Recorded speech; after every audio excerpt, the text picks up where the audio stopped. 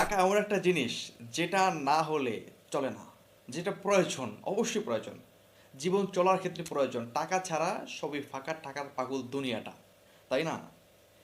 বর্তমান সময়ে আমরা একটা কথা বলি যে শিক্ষার দাম নাই, শিক্ষার দাম নাই। কিন্তু আমি কথাটা বলি যে শিক্ষার দাম অবশ্যই আছে, এবং শিক্ষার মাধ্যমে সবচেয়ে বেশি টাকা আর্নিং করা যায়, সবচেয়ে বেশি টাকা ইনকাম করা যায় শিক্ষার মাধ্যমে, সেটা কুপথে হোক আর সুপথে হোক। কিন্তু এই শিক্ষাটা, শিক্ষা থাকতে হবে, শিক্ষার মূল্য নেই তা না। বাংলাদেশের শিক্ষাই নাই, শিক্ষা ব্যবস্থাটাকেই নষ্ট করা হয়েছে, শিক্ষার মেরুদণ্ড ভেঙে দেওয়া হয়েছে। বর্তমানে শিক্ষা কার্যক্রম তো দেখছেনই।